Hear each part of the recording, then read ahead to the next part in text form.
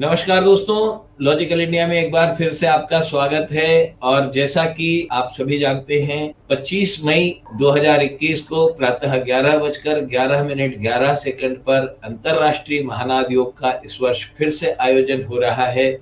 और उसी सिलसिले में, उसी संदर्भ में हम आपकी अलग अलग विशेषज्ञों से, मंत्र चिकित्सा के विशेषज्ञों से, नाद चिकित्सा के विशेषज्ञों से और आध्यात्मिक पहलू से, मंत्र और नाद के और ओंकार नाद के इस पहलू से हम आपको रूबरू करा रहे हैं। लोगों से हम आपको मिलवा रहे हैं, विशेषज्ञों से हम आपको मिलवा रहे हैं। उसी कड़ी में हमारे साथ अभी मौजूद हैं पंडित विजय रावल जी, हमारे साथ मौजूद हैं।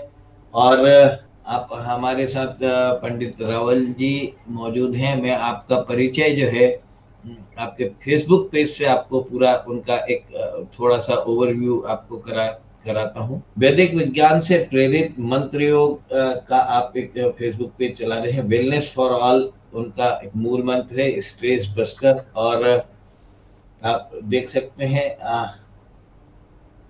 उनका जो फेसबुक पेज है वो मैं आपको इस समय दिखा रहा हूँ। और वैदिक मंत्रों पर उनकी बहुत अलग पकड़ है और बहुत ज़्यादा वो इस पर काम कर रहे हैं। हमारे साथ इस समय जुड़े हुए हैं।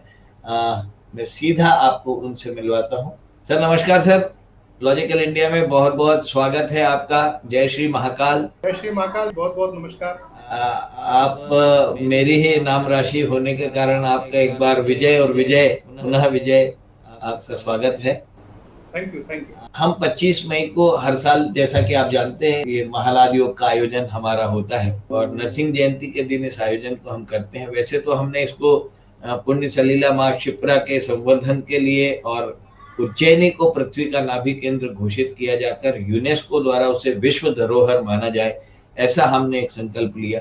मगर साथ ही साथ कुछ ऐसे आप जैसे विशेषज्ञ लोग हमसे जुड़े जिन्होंने हमें बताया कि ये सिर्फ इस कारण से, सिर्फ नाद करने से तो अच्छा है कि आप और इसको आगे बढ़ाएं। तो हमने आगे बढ़ते हुए उसमें आपने भी उसको देखा है, वहाँ सिद्धाश्रम में एक विशेष डोम बना हुआ है, उसमें हमने इस अभियान को शुरू किया और प्रतिवर्ष हम ये ओंकार का नाद कर रहे हैं। और इसमें न सिर्फ भारत के बल्कि और भी कई सारे देशों के लोग डॉक्टर स्वामी नारदानंद जी महाराज साहब के निर्देशन में हमारे साथ जुड़े हैं। और हर वर्ष ये आयोजन होता है, मगर क्योंकि पिछले 2 वर्षों से कोरोना महामारी जो है वो बड़ी भयावह स्थिति में है और इस वजह से पिछले साल भी जो है हम इस कार्यक्रम को ऑनलाइन हमने किया था और इस वर्ष भी हम इसको 25 मई को ऑनलाइन करने जा रहे हैं प्रातः 11:11 पे। सबसे पहले तो आप सादर आमंत्रित हैं उस कार्यक्रम में। और आप भी अपने जो अनुयायी हैं, आपके जो फॉलोअर्स हैं, उन सबको आप कहिएगा जरूर कि वो भी सब इस कार्यक्रम को अटेंड करें और एक सामूहिक नाद पूजा का नाद करें। इस बारे में मैं काफी सारे लोगों से मैंने सुना है, मैं इतना ज्यादा ज्ञानी तो नहीं हूँ, आप लोगों ने तो ज्यादा अध्ययन किया हुआ है पूरा इस सबको, आप तो ज्योतिष शास्त्र भी जानते हैं। तो क्या है ये ओंकार नाद? आपकी दृष्टि में किस तरह से ओम का नाद होना चाहिए और कैसे वैदिक मंत्र काम करते हैं, इस पे थोड़ा आप प्रकाश डालें। कौशिक जी, आपका जो प्रश्न है वो बहुत बड़ा प्रश्न है और उसमें वो बहुत विस्तार लिए हुए प्रश्न है। हम लोग ओम का नाद या ये जो अनहद नाद है, इसकी उत्पत्ति और इसके प्रभाव और इसका वैदिक, इसके पीछे का वैदिक साइंस, इस सब के बारे में यदि हम चर्चा करें तो ये बहुत लंबा विषय होता है और इसको सिकोड़ के 1 घंटे, आधे घंटे, 2 घंटे में या 5 घंटे में भी इसको समापन नहीं किया है। लेकिन आपके प्रश्न की जो भावना है और इसकी जो उत्पत्ति आपने कही है कि ये लॉजिकल इंडिया आपका चैनल है और ये अंतर्राष्ट्रीय महानाद योग, जिसका आप जिस भावना से 2016 से जो आपने कार्य अपने कंधे पे लिया है, और 16, 17, 18, 19, 20 और आज हम 21 में आके खड़े हुए हैं। जी जी। तो मैं 16 के आगे की बात और अभी 21 के परिप्रेक्ष्य में और ये कोरोना के परिप्रेक्ष्य में और नाद से क्या होता है, हमें शरीर पे आके मानवता के लिए ये अच्छा क्यों है, ये क्यों चिकित्सा में काम का है, क्यों शरीर के लिए अच्छा है, इस विषय को मैं थोड़ा इंट्रोडक्टरी रूप में आपके सामने रखने का प्रयास करता हूँ। ओम यदि हम बोलें, ओम का उच्चारण करें या नहीं करें, ये तो हमेशा हमारे साथ चल रहा है। जितने भी उपनिषदों में 10, 12, 6, 7, 8 उपनिषदों का तो मैं लगातार अध्ययन करता ही रहता हूँ, उन सब में मुझे ओम मिल रहा है और ओम की बड़ी महिमा है। वेद मंत्र हम लोग प्रतिदिन पूजन स्वाध्याय, जो वेद के 4 धारा हैं, ज्ञान, उपासना, कर्म और विज्ञान, इन चारों में हमको ओम बहुत प्रचुरता से मिलता है। हर बार ओम की महिमा है। और ओम एक ऐसा प्रणव है, ओम एक ऐसा नाद है जिसमें सब कुछ आया हुआ है, जिसमें सब कुछ आया हुआ है। इसका आप उच्चारण करें, आप 25 तारीख को करें या नहीं करें, मनुष्य मात्र जो अपनी सांस ले रहा है और छोड़ रहा है, सांस ले रहा है और छोड़ रहा है, इसी के ऊपर एक उपनिषद हमारे यहाँ बना हुआ है। ओम हंस हंसाय विद्महे सोम हंसाय धीमहि तन्नो हंस प्रचोदयात्, ये उपनिषद पूरा हो गया। जी जी। तो ये जो सांस का आवागमन है, इसी में ये भी एक नाद है, समाया हुआ है। यदि कोई 25 तारीख को नहीं कर रहा है तो यू डोंट माइंड, आप समझ लीजिए कि वो सब कर रहे हैं। हाँ। मनुष्य मात्र यदि सांस ले, कोई बोलता है कि मैं ओमकार नहीं करूंगा, मैं जी तो मेरे जी। कुछ और कार्य कर रहा हूँ, तो भाई आप ओमकार नहीं, आप ओमकार ही कर रहे हो। आप जो सांस ले रहे हो और छोड़ रहे हो, इसको मनुष्य जीवात्मा का परमात्मा से एकात्मता होने के लिए इसको ओमकार कहा है। ठीक है, तो ये हृदयस्थ है, मानव मात्र के हृदय में यह समाया हुआ होता है। अब इसका जब वेद मंत्रों से मिलन होता है, जी, ओम के नाद का जब वेद मंत्र की ऋचाओं से मिलना होता है, इसको हम बोलते हैं मंत्र योग। जी। क्योंकि वेद विज्ञान में, वैदिक शास्त्र में, वेदों में संहिताओं को 20,141 जो वो टोटल संहिता है, यजुर्वेद, सामवेद, अथर्ववेद और ऋग्वेद की, इन सब संहिताओं को स्वयं ब्रह्म कहा है, यानी सृष्टि निर्माण करने वाले का स्वरूप कहा है। तो हमारे अंदर से निकला हुआ ओम उस सृष्टि निर्माण करने वाले परमात्मा से हमको कनेक्टिविटी ले आता है, हमको जोड़ देता है। अब इसको हम तरीके से समझे या इससे हम आज क्या फायदा ले सकते हैं। आज हम उस दुनिया में रह रहे हैं जहाँ पे यदि हम बोलेंगे कि ये चीज से आपको भगवत प्राप्ति होगी, तो समझने में शायद उसको अपनी भावनाएं वहां तक लाना पड़ेगा। लेकिन यदि हमने ये कहा कि इससे आपका शरीर अच्छा होगा, या इससे आपकी तबीयत अच्छी हो जाएगी, या इससे आपके फेफड़े स्वस्थ हो जाएंगे, या इससे आपके मन का राग द्वेष निकल जाएगा, आपका मन का तनाव निकल जाएगा, मेंटल स्ट्रेस निकल जाएगा, तो वो शायद ज्यादा साइंटिफिक लगता है। तो अब देखिए इस शरीर के लिए कैसे अच्छा है, इस महामारी में ये क्या काम करता है, इसका मैं थोड़ा सा डिटेल जी अपनी तरफ से देने का प्रयास करता हूँ। जी जी। ओम जो है ये अ, उ और म, इन 3 अक्षरों के कॉम्बिनेशन से बना हुआ है। और इसको हम बहुत छोटे रूप में यदि अभी हम एक तैत्तिरीय उपनिषद के अनुसार यदि समझना चाहे, वैसे तो हर एक उपनिषद में ओम के बारे में अलग अलग डिटेल दिया हुआ है, लेकिन हम एक प्रिसाइसली वो छोटी सी बात के लिए समझना चाहे, हम किसी से भी बोलने पूछे कि भाई आप कहाँ रहते हैं, if we ask to someone कि आप कहाँ रहते हैं, तो सामने वाला क्या करता है, अपनी फिजिकल लोकेशन बताता है। अपने यहाँ बताएंगे मैं छावनी में रहता हूँ, कोई मलासिया में रहता है, कोई जबलपुर में रह रहा है, कोई अमेरिका में रह रहा है, कोई लंदन में रह रहा है। उनका रिस्पॉन्स ये नहीं होता है कि हम इस शरीर में रहते हैं, तो हम इस शरीर में रहते हैं, नहीं। वो आपे में रहना अलग बात होती है, वो आपे से बाहर जाना वो मनोवृत्ति है, वो मनोवृत्ति और प्रवृत्ति हो जाती है, आपा उसमें आता है। तो हम ये नहीं बोल पाते कि हम इस शरीर में रहते हैं। तो अभी जो हम समय में चल रहा है, अभी तो हमारा आपा, पापा, काका ये सब चला गया।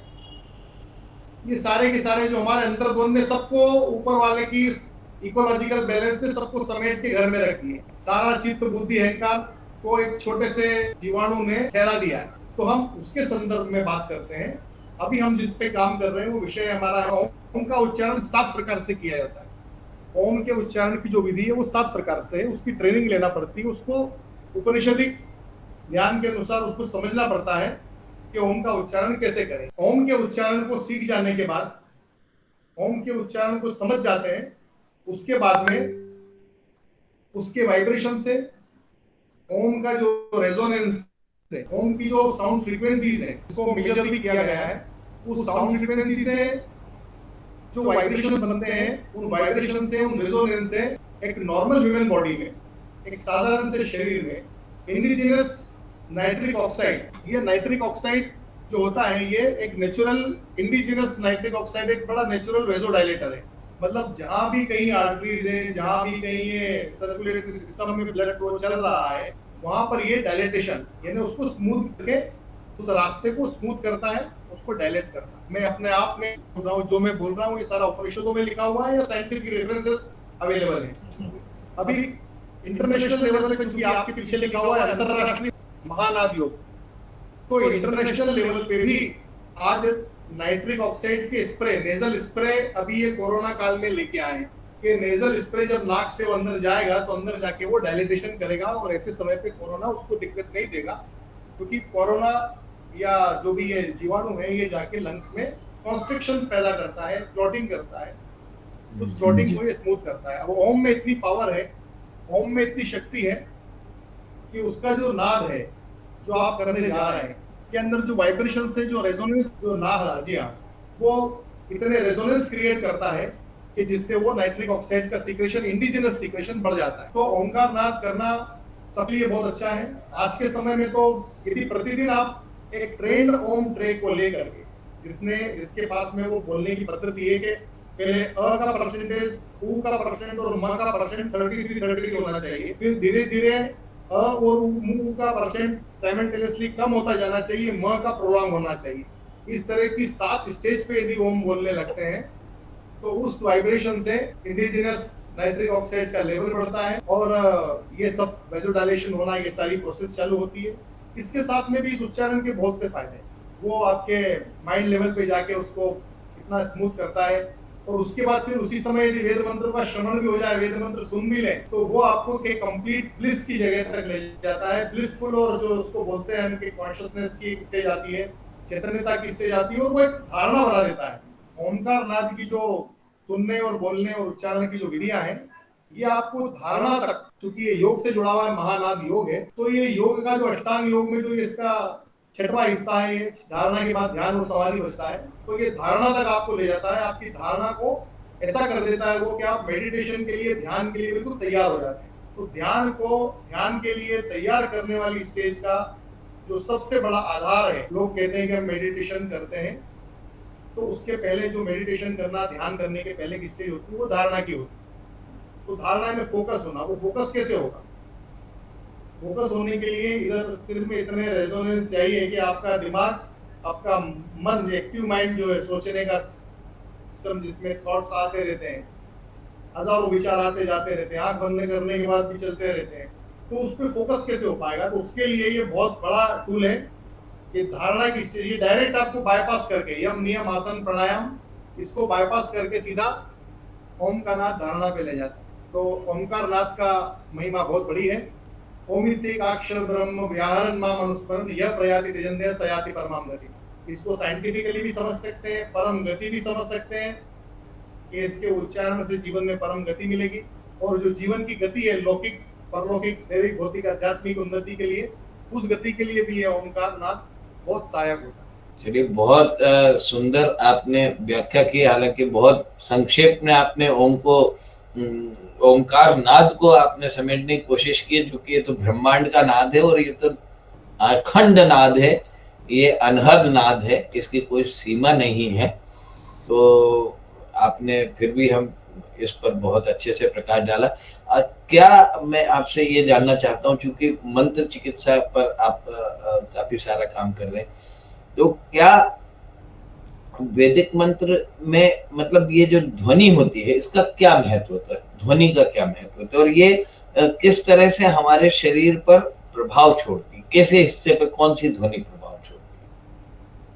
वैदिक मंत्र के जो उच्चारण किए जाते हैं, उनका क्या प्रभाव होता है? देखिए, वैदिक वैदिक मंत्र, आपका प्रश्न भी बहुत सुंदर है कौशिक जी।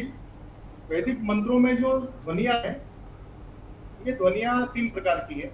इन 3 ध्वनियों के अंदर सारे वेद मंत्र निबद्ध हैं। उनको इस तरह से शब्द के अंदर जो उनके जो भाव हैं, जिस बात के लिए, उस डायटी के लिए, उस प्रदीप्ता शक्ति के लिए, जिस सुपर पावर के लिए, सुपर नेचुरल पावर के लिए वो मंत्र का वो बनाया गया है, चाहे वो सूर्य के लिए बना हो, चंद्र के लिए बना हो, पृथ्वी के लिए बना हो, किसी वैदिक देवता है या जो प्रकृति जन्य है, उन सब के लिए जो ये वेद मंत्र का निर्माण हुआ है, ऋषि मुनियों ने इसको बड़ा टेक्निकली बहुत एक विशेष पद्धति से बनाया है। अब जैसे मैं आपने स्वर ध्वनि का पूछा है मेरे से, तो मैं उतना ही बताता हूँ कि स्वर ध्वनि का क्या महत्व है। स्वर ध्वनि का ये महत्व है कि इस ध्वनि में इतना पोटेंशियल है, ये रेसिप्रोकेशनल बिहेवियर के लिए है।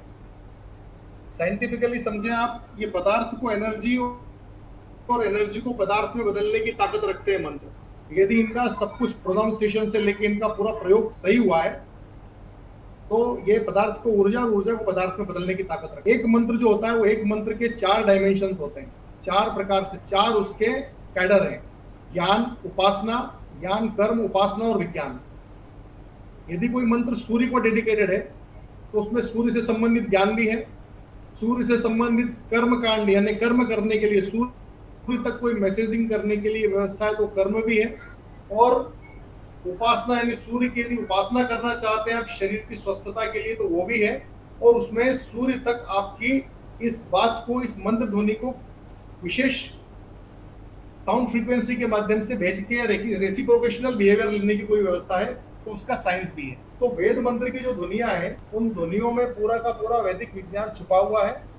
उदात्त जहां जहां स्वर आता है, ऊंचा स्वर आता है, वो सारे के सारे स्वर ध्वनियां जो परम शक्तियां हैं, परम ब्रह्म बोले, दूसरे लोग बोले, दूसरे लोग के ऊपर के देवता बोले, जिसको हम भू भव स्व कहते हैं, जो स्वर लोग, वहां तक पहुंचने की वो ताकत रखती है ऊपर वाले स्वर। और जो बीच वाला स्वर है, जिसको हम स्वरित स्वर कहते हैं, वो स्वरित ध्वनि जो है, वो स्वरित ध्वनि का पोटेंशियल चंद्रमा तक, सूर्य तक, पृथ्वी तक, जो ये पंच तत्व है, इसके अलावा जो पृथ्वी के संबंध और बड़ा विशाल और बड़ा बृहद पैमाना है, जो यहाँ भी दर्शन में है, समुद्र है, समुद्र यहाँ भी दर्शन में है और विदेशों में भी दर्शन में है, सूर्य यहाँ भी दिखाई दे रहा है और विदेशों में भी दिखाई दे रहा है। तो वो जो स्वरित स्वर है वो उस तरह के तत्वों को, उस तरह के देवताओं को डेडिकेटेड है। और जो अनुदात्त स्वर है, जो नीचे वाला स्वर होता है, वो स्वर वनस्पृश्य है, हम है, हमारा शरीर है, हमारा हृदय है, पेट है, पैर है, शत्रु है, मित्र है, लौकिक, सांसारिक, इन सब चीजों के लिए बना है। मतलब संपूर्ण ब्रह्मांड से लेकर के मिडिल लेयर तक लेकर के इस लोक तक के बीच की जो इंटरकनेक्टिविटी है, वो इंटरकनेक्टिविटी स्थापित करने के लिए वेद मंत्रों के स्वर ध्वनियां हैं। अब हमारे यहाँ उस पर इतना साइंटिफिक तो काम हो नहीं रहा है, कहीं हो भी रहा है तो हो रहा है, बहुत छोटे लेवल पे हो रहा है। मैं कहीं एक सामान्य जगह बैठ के कर रहा हूँ, और भी कई बहुत से लोग कर रहे हैं उसमें, ऐसा नहीं कि काम कोई नहीं कर रहा, लेकिन उसको एक साइंटिफिक तरीके से, जैसे वैज्ञानिक तरीका होता है ना कि क्रमबद्ध और सुव्यवस्थित ज्ञान को विज्ञान कहते हैं, तो वो जब ये क्रमबद्ध और सुव्यवस्थित तरीके से और सामने आ जाएगा तो ये सरल रूप में लोगों को समझ में आएगा कि भाई वेद मंत्र का किस तरह से प्रयोग किया जा सकता है। वेद मंत्र कोई खाली कर्मकांड करने के लिए नहीं बने, उनका स्वाध्याय भी किया जाता है। वो ओम के चैंटिंग करें और उनको हीरिंग करें, उनको सुने, तो आपकी प्रतीक्षा शक्ति बढ़ाता है, आप में ओज बल। अब जो क्वालिटेटिव चीजें हैं, जैसे किसी के पास में पैसे बढ़ सकते हैं, किसी के पास कमाई बढ़ सकती है, अर्निंग बढ़ सकती है, एक मकान की जगह 6 मकान हो सकते हैं, लेकिन किसी के पास का अंदर की करुणा, प्रेम और दया ये नहीं बढ़ सकती। इसका प्रतिशत कैसे? स्वास्थ्य, भोजन बढ़ सकता है, एब्जॉर्प्शन तो बढ़ सकता है, साइंटिफिकली गोली दवाई का एब्जॉर्प्शन देख सकते हैं कि ये एब्जॉर्ब होती है, बट डायरेशन कैसे बढ़ेगा? डायरेशन तो कुछ विशेष कोडेड रहस्य, तो बड़ा कोडेड सीक्रेट है जी, इसको हम समझ सकते हैं कि भाई साहस कैसे आएगा, शक्ति कैसे बढ़ेगी। तो इस प्रकार से वैदिक मंत्रों की स्वर ध्वनियों में बहुत गूढ़ विज्ञान छुपा हुआ है, जिसको अब हम धीरे धीरे इतना रिवील कर रहे हैं। हम कुछ ऐसे प्रोग्राम्स बना रहे हैं, कुछ डॉक्टर्स के मिलके, कुछ न्यूरो साइंटिस्ट हैं, कुछ बड़े साइकेट्रिस्ट हैं, क्वांटम फिजिक्स के डॉक्टर्स हैं, कुछ साउंड इंजीनियर्स हैं, जो उसके ऊपर रिसर्च भी कर रहे हैं हमारे साथ में, वेद मंत्र की ध्वनियों को स्टडी करते हैं। उसके अंदर से एक ऐसा एक इंस्ट्रूमेंटल को आप देखिए, जैसे पल्स ऑक्सीमीटर आपकी ऑक्सीजन का लेवल बता देता है कि बॉडी में स्मॉल कैपिलरीज में क्या लेवल चल, तो इस प्रकार से बहुत सारे इसमें डेवलपमेंट्स हो रहे हैं। तो वेद मंत्र की स्वर ध्वनियों का यह महत्व। चलिए सर, मैं एक बात और ये जानना चाहूंगा कि जो मंत्रों का जो प्रभाव है बीमारियों पर, शरीर पर, आप कितना प्रतिशत मानते हैं, कितना धीरे या कितना तेज होता है? मतलब मानते हैं जैसे एलोपैथी में इधर बुखार का दवाई दिया और उधर बुखार उतर गया, तो ये मंत्र चिकित्सा जो है, नाथ चिकित्सा जो है, इसको अगर करते हैं तो ये कितना समय ले सकती है? ये इंस्टेंट भी काम कर सकती है, 21 दिन में काम कर देती है। ये अभी ठीक है, 21 दिन में काम करती है मंत्र चिकित्सा। मंत्र चिकित्सा जो है, जैसे अभी हम किसी को बात करेंगे कि भाई ये एक चीरा लग गया है, कहीं कट लगा है, तो कट में तो 2 मिनट में डॉक्टर टाके लगा देता है और मंत्र बैठे बैठे बोलते रहोगे। ये तो मंत्र चिकित्सा के अपने सब्जेक्ट है, ये मंत्र चिकित्सा उनके लिए बनी हुई है। जैसे मंत्र चिकित्सा हेडेक है, एंजाइटी है, डिप्रेशन है, अल्जाइमर है, स्ट्रेसफुल कंडीशन है, फटीग है, इंडाइजेशन, वो सारी चीजों में जिसमें डॉक्टर बोलता है कि आपको 21 दिन 22 दिन करना पड़ेगा ये काम, उन सबके लिए अच्छी है। और आपसे मैं जो बात बोल रहा था कि हम जिस विषय पे काम कर रहे हैं, रिसर्च कर रहे हैं, अभी हम इंस्टेंट पे काम कर रहे हैं। इंस्टेंट हमारे उज्जैन में, हमारे आश्रम में गुरुजी जो हमारे हैं, इसकी जो ये पूरा मंत्र शक्ति का काम है, शक्ति एंड एनर्जी फ्लो से चलता है, उसका पूरा सीक्वेंस है। हमारे स्वामी जी जो है नारदानंद जी, हम उन्हीं के ब्लेसिंग से सारा काम अंडर ट्रेनिंग कर रहे हैं। वहां पे एक डोम बना हुआ है आश्रम में, वो that is the place in India, that is the first place in India for most appropriate मंत्र योगा मेडिटेशन। मंत्र योग ध्यान के लिए वो जगह सबसे बेस्ट है। वहां पे एक मंत्र के उच्चारण का 5000 टाइम्स रेजोनेंस क्रिएट होता है, और वो 5000 टाइम रेजोनेंस न्यूरल पाथवे के अंदर जाता है। तो न्यूरॉन्स जो होते हैं, मेंटल ब्रेन में जो न्यूरॉन्स होते हैं, उन न्यूरॉन्स के अंदर जो कम्युनिकेशन पाथवे होता है, it's a very big and little more complicated subject to explain here, but ये माइंड लेवल तक जाके वहां उस न्यूरल पाथवे तक को स्मूथ करता है, उसको, उसका जो रेस्पिरेशन है, उसको जो पीस मिलना चाहिए वो इंश्योर करता है। बिकॉज अभी तनाव के लिए, एक्सेस थॉट के लिए, एंजाइटी के लिए, डिप्रेशन के लिए, इनके लिए कोई सर्जरी अवेलेबल नहीं, there is no surgery, surgical intervention is not possible in the head. तो उसके लिए हम लोग एक प्रोग्राम करते हैं जिसमें पहले 1 घंटे में हम उसको एक्टिव माइंड बताते हैं कि एक्टिव माइंड है कहाँ, और लोग एक बार ब्रेन इज एन ऑर्गन और एक्टिव माइंड है वो अलग है। एक्टिव माइंड जो कंपोजिशन से एक्टिव माइंड बना है, वो सारे उपनिषदों में उसका जेस्ट लिखा हुआ है, सारे उपनिषदों में, जो ये सांख्य दर्शन के समय से लिखा हुआ है। आप हमारे षड दर्शन की बात करें, वहां से डाउन द लाइन वेद, वेद के बाद आरण्यक, आरण्यक के बाद उपनिषद, उपनिषद के बाद फिर ये दर्शन, और दर्शन के बाद फिर बहुत से शास्त्र, इन सब में फिर कुंडलिनी, इन सब के अंदर चक्र ध्यान, इन सब के अंदर उसका वर्णन किया हुआ है कि आपका एक्टिव माइंड एक्चुअली है क्या। तो एक्टिव माइंड पे काम करने के लिए, एक्टिव माइंड में जैसे एकदम अभी पता लग जाए कि आपके अकाउंट में अभी हाल 5 करोड़ रुपए ट्रांसफर हो गए कोशिश, और आपका गामा एस्टिमेशन चालू हो जाएगा और आप बहुत आप प्रसन्न हो गए, आप प्रसन्न हो जाएंगे, आप बोलेंगे कि हो गए। तो वो जो खुशी आपको मिल गई 5 करोड़ की एक साथ, ये खुशी है, प्रसन्न। तो वेद मंत्र की जो ध्वनि है, वहां पे जब 5000 गुना उसका रेजोनेंस अंदर जाता है, तो वो 5000 गुना जो रेजोनेंस है वो न्यूरल पाथवे को स्मूथ करता है। और जो मानसिक व्याधियां, जो एक्सेसिव थॉट्स, जो एंजाइटी लेवल, जो इंसोमनिया, जो डिप्रेशन, आपका किसी सर्जरी से, आपका किसी मेडिसिन से नहीं जाता है, वो इंस्टेंटली हमारे 1.25 घंटे के उस कार्यक्रम में, 1.25 घंटे का प्रोग्राम, एक प्रोग्राम होता है मंत्र योग डिवाइन मेडिटेशन का। 1.25 घंटे के प्रोग्राम में पहले उसका एक्टिव माइंड को एक्सप्लेन कर देते हैं, उसके बाद फिर 45 मिनट्स, ओनली 45 मिनट्स में ये चारों चीजें क्लियर होती है। इसमें हम लोग ब्लड प्रेशर देखते हैं तो नॉर्मल निकलता है, इसमें हम ऑक्सीजन सैचुरेशन देखते हैं, वो नॉर्मल रहता है। और जो विचार आ रहे जा रहे होते हैं, उन आने जाने वाले विचार के लिए इंसान को सोचना पड़ता है कि मैं क्या, कॉन्सेक्रेशन के लिए और इंटरनल डिटॉक्सिफिकेशन के लिए ये mantra yoga therapy is one of the best, and that is in Tirthashram जो हमारा हिरण्यगर्भ डोम है, फिर अपने घर पे करें। हमारे साउंड ट्रैक्स हमने वेद मंत्र के लगभग 150-200 के आसपास साउंड ट्रैक्स हमने तैयार किए हैं, जो साउंड ट्रैक सुनने के होते हैं और उसको उच्चारण भी कर, ओम की चैंटिंग करना है और मंत्रों को सुनना है। फिर वो घर पे भी हो जाता है। एक बार थेरेपी करना होती है, फिर घर पे भी कर सकते हैं। चलिए सर, बहुत बहुत धन्यवाद। आपने ये ओंकारनाथ पर और साथ ही साथ वैदिक मंत्रों के महत्व को भी आपने हमको बहुत अच्छे से समझाया, और जो चैंटिंग के बारे में आपने, ओंकार के डोम के बारे में आपने बताया कि किस तरह से वहाँ पे 5000 बार प्रतिध्वनित होता है। तो ये कार्यक्रम असल में उसी डोम की वजह से ही ये अंतर्राष्ट्रीय महानाद योग शुरू हो पाया है, और वहाँ पर काफ़ी सारे लोगों से मैं मिला भी हूँ जिन्होंने वहाँ पर नाथ चिकित्सा का लाभ लिया है। डॉक्टर स्वामी नारदानंद जी महाराज साहब के निर्देशन में उन्होंने वहाँ पर रह कर के इस चिकित्सा का लाभ वहाँ पर लिया है। आप का बहुत बहुत धन्यवाद। आपने बहुत महत्वपूर्ण जानकारी हमारे दर्शकों तक दी, और इस महानाद योग कार्यक्रम से जुड़ने वाले लोगों से आपने अपने विचार साझा किए।